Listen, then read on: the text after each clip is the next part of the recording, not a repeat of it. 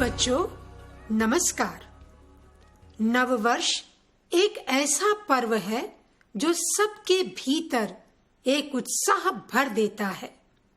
नववर्ष के स्वागत के लिए मन में अनेक संकल्प जन्म लेने लगते हैं।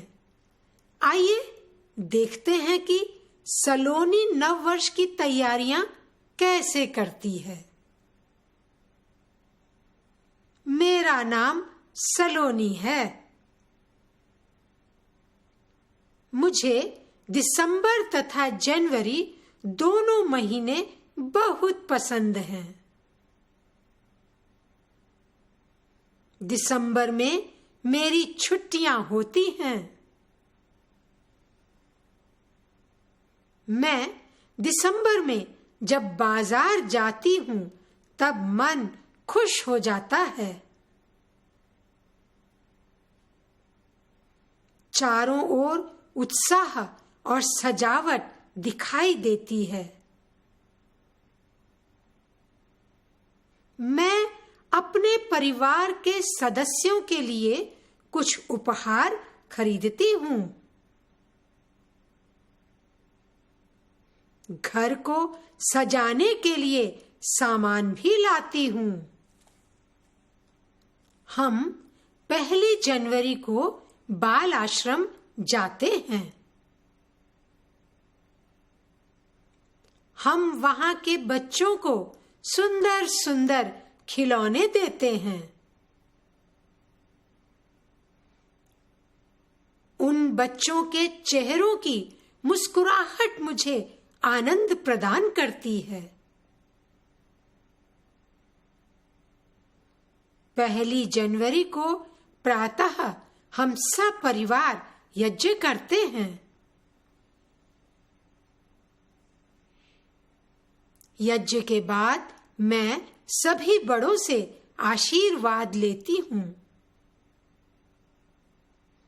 उस दिन मेरी माँ सबके लिए विशेष भोजन तैयार करती है। आज के दिन नव वर्ष अभिनंदन कहकर हम सब एक दूसरे का स्वागत करते हैं। इस दिन घर में एक विशेष खुशी का वातावरण छाया रहता है। 1 तथा 2 जनवरी को देश में सार्वजनिक अवकाश होता है। हम सभी भाई बहन मिलकर नव वर्ष की खुशियां बांटते हैं। आपस में मिल बैठकर बातचीत करते हैं। हम सब नव वर्ष की नई योजनाओं पर भी चर्चा करते हैं। मुझे यह दिन बहुत ही अच्छा लगता है। आइए अब पाठ में आए कुछ कठिन शब्दों के अर्थ को समझकर वाक्य में उनका प्रयोग करते हैं। शब्द है पसंद, जिसका अर्थ है अच्छा लगना। तो वाक्य सुनते हैं बच्चों। मुझे आइसक्रीम बहुत पसंद है। उत्साह अर्थात जोश। समुद्री खेल मेरे भीतर एक उत्साह भर देते हैं। आनंद अर्थात खुशी। समुद्र की लहरों को देखकर मुझे आनंद की अनुभूति होती है। सपरिवार अर्थात परिवार सहित। इस बार हम सपरिवार पिकनिक पर जाएंगे। अभिनंदन शब्द का अर्थ है स्वागत। और वाक्य सुनिए, पिताजी ने आज मुझे महिला दिवस अभिनंदन कहा। सार्वजनिक अर्थात सबसे संबंध रखने वाला। यह बाग सार्वजनिक स्थान है। योजना, कार्य करने की रूपरेखा या प्रबंध। इस जमीन पर घर बनाने की मेरी योजना है।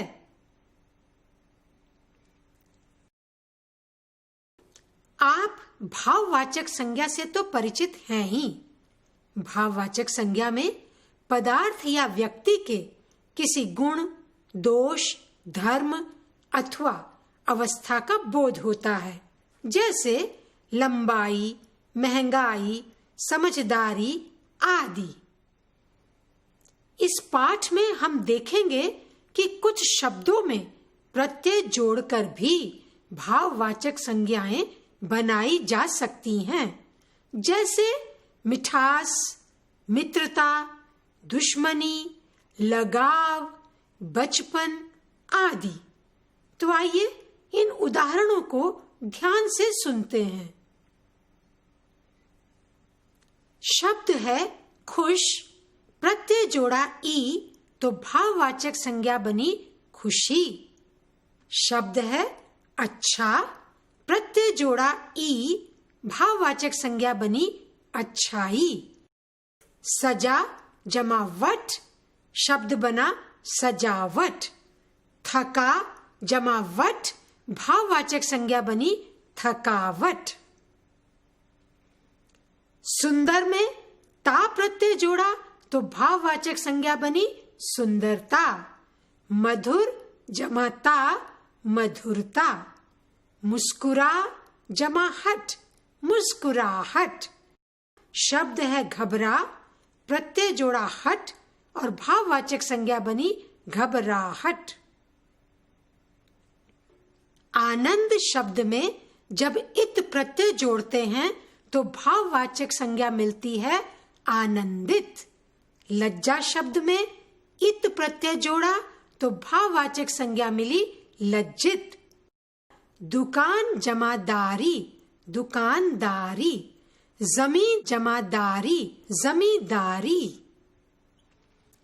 अब वाक्यों में कुछ भाववाचक संज्ञाओं के प्रयोग को ध्यान से सुनिए। चुनना, मंत्री जी ने चुनाव जीत लिया। यहां पर चुनाव शब्द भाववाचक संज्ञा है। दौड़ना, कछुआ दौड़ जीत गया। अपना, संकट में पड़ोसी के अपनत्व ने दिल जीत लिया। चिकना, इस भोजन में बहुत चिकनाहट थी। वाह वाह, सुंदर लेख के कारण उमेश को वाहवाही मिली। काटना, आज से गन्ने की कटाई शुरू हो रही है। बुद्धिमान, धनेश की बुद्धिमत्ता से इस बालक की जान बच पाई। पढ़ना, तुम्हारी पढ़ाई का समय हो गया है। आलसी, छात्रों का सबसे बड़ा दुश्मन आलस्य है। आशा है कि आप भाववाचक संज्ञा तथा अन्य शब्दों में अंतर समझ गए होंगे। हमें विश्वास है कि अब आप स्वयं बोलते तथा लिखते समय अपनी भाषा में भाववाचक संज्ञाओं का उचित प्रयोग कर पाएंगे। धन्यवाद। नमस्कार।